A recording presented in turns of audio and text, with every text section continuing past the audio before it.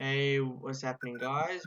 Welcome to my another video tutorial of a challenge of intermediate algorithm scripting, some all odd Fibonacci numbers.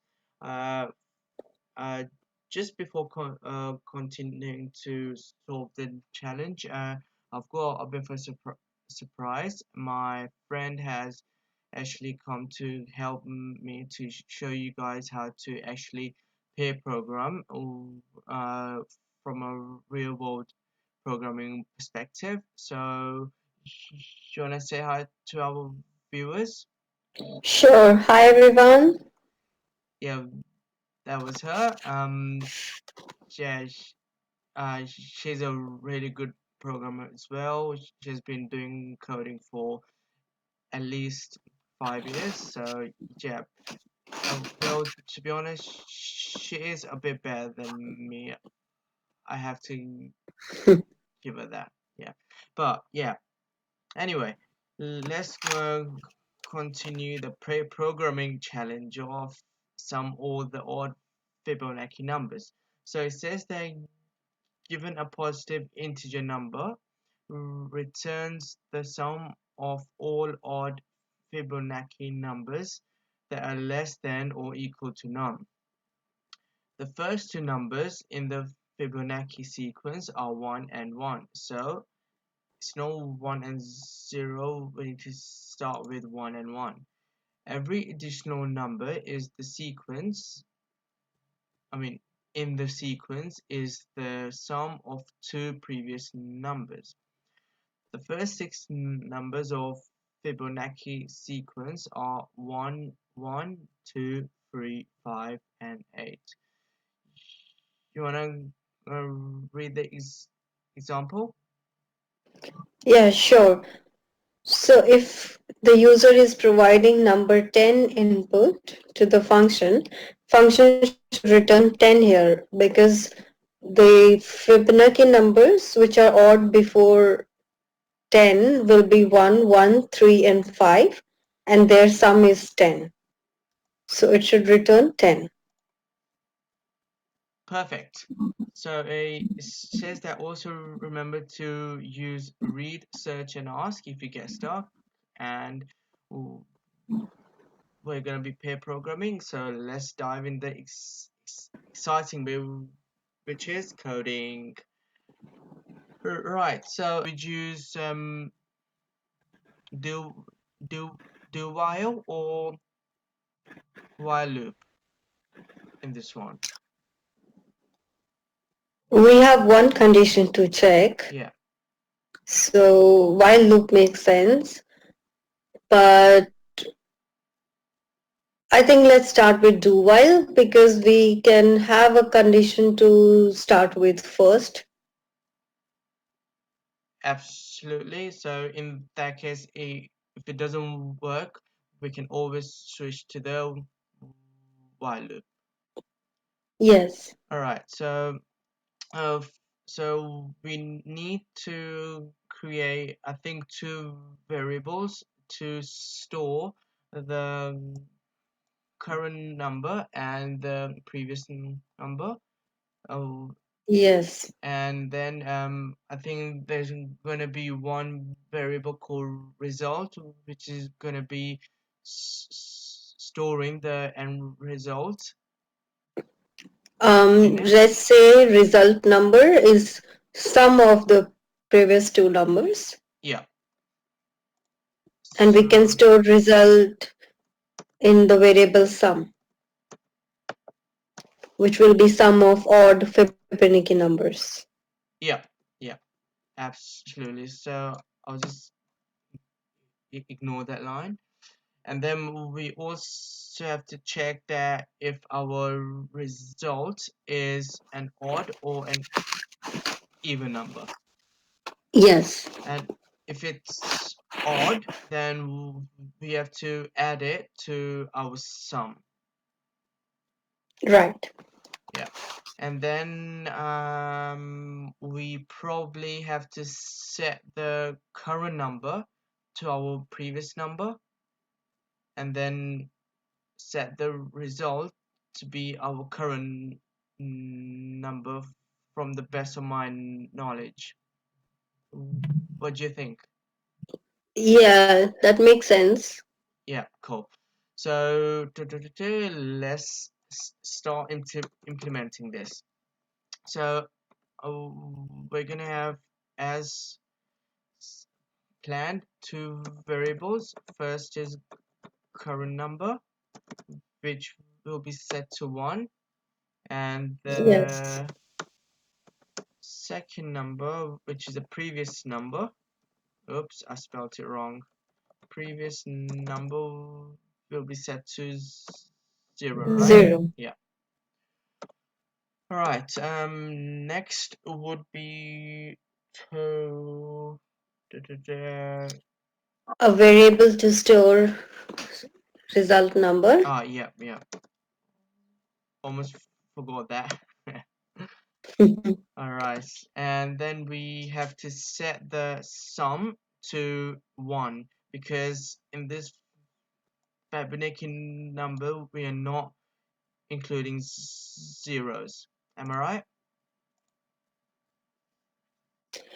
We are setting sum equal to 1 because we want to start with 1. The first Fibonacci number will always be part of sum. So we are adding it initially. Absolutely, completely agreed. So then we're going to be implementing a do while loop. I'm sure you all know how a do while loop works. So I'm not I'm not gonna explain how it exactly works.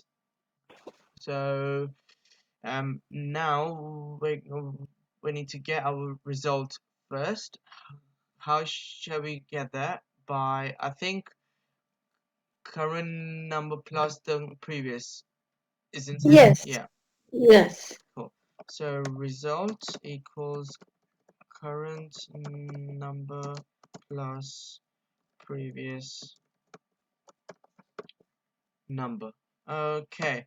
Um, by the way, if I go off track, a bit off track, please give me a slap on the hand, yeah, to focus. Okay. Okay. Yeah. So now we have got the result variables, and now what we need to do, I think, to check if our result is odd or even. Am I right? Um, how about I think we should first check whether the result number is less than equal to num. Whether the result number is less than equal to num. All right. And why would you say that? Because we need to check first if we, okay, if we check the even or odd number first and then simply add it to our sum, then suppose in the end it is actually greater than number, so there is no use of adding it to the sum, so we should Yeah, first yeah, check it. absolutely agreed with that one. So I think I was probably skipping a step, right? So result would be so we're checking if result is less than equal Less than to equal to. num. Yes. Yeah, okay, cool. So then next is where I was actually skipping the part where we need to check if result is even or odd. Yeah. Yeah, I'm back on track now. Okay, so result, and we're checking for odd. Yeah. Yep, and then if it is odd, then we're gonna simply add it to sum. Yes. Okay, cool. hopefully so far so good. Yeah. All right. So Congratulations. yes. That's called teamwork. It's not just mine, yours as well. All right. So now there, say if it is uh the odd number, then we need to set the previous number to the current number. Yes. Yeah, yeah, that would make sense because we want to move ahead. We were setting the current number to our previous number. The current number is set to previous. Cool. And then I think what we want to do is, Current number to result, yeah, because current number will be updated now. yeah, absolutely. All right.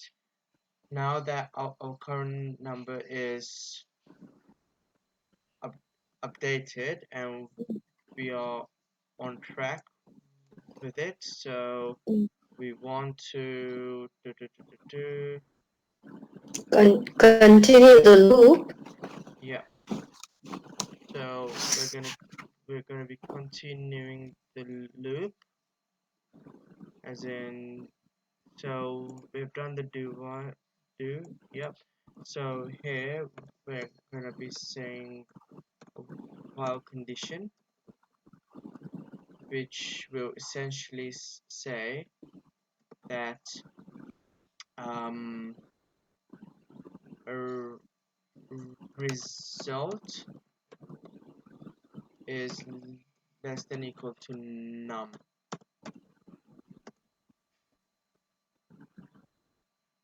Okay. Okay. Uh, Actually, to be honest, I don't think that this approach will work. Why? Because as soon as our, say for example, our current number is no, I mean, our current number here was 5 and the previous number was 3. So when coming here, our current number will be more than the desired number here, which will, I think, break the program, isn't it? Yes, we'll have additional higher summation actually. Hmm, that's exactly what I So was thinking. either we can again subtract it after the while condition is false. Okay, yep, and for that we probably have to add a flag. So Yeah, adding flag is better, yeah, right? so we can add it to, I mean, we can sign it as true initially, and Yes. then if the if our result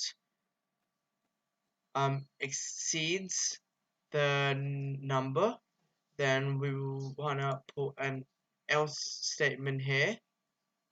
Yeah. And set flag equal to false. Exactly.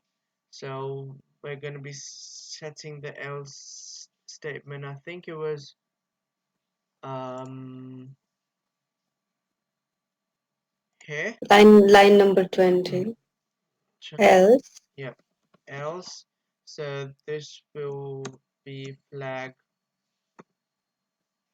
set to false in this case, Yeah. and So let's then have the while condition changed to flag. yeah, yeah, yeah, that's right. So we're gonna be checking for the flag now. So only if this returns true, then I mean if the flag returns true, then we're going to be returning the sum instead of a num, because Yeah. the end result is in the sum, isn't it? Yeah. Right. I think this should work, isn't it? Shall we test it now? Sure. The moment I'm of truth. I'm confident. Yeah. Um, me too. But it's just a software development thing there when you're putting so much, half an hour to 45 minutes, and then the test runs the heart beat, right? Feels fast. All Yes. right, let's check it out. If we did, yay! Tomorrow the world. Yay. Yay! All the hard work paid off. Yay! Hey. Thank you, Zen. You enlightened me. It's not just me. You enlighten me as well, though.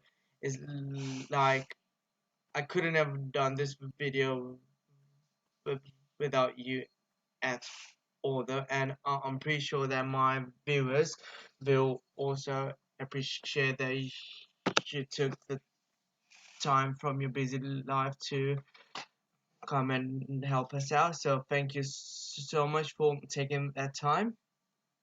No worries. It's my pleasure. All right. So I'll let you go, and viewers, I hope you enjoyed the videos and you've got a bit of an insight of how pair programming works in the real world, and hope you guys enjoyed it. And yeah, that's all about it really, and I'll see you in the next video. Until then, have fun coding and go write some proper code and have some fun with it. Bye bye. Bye bye.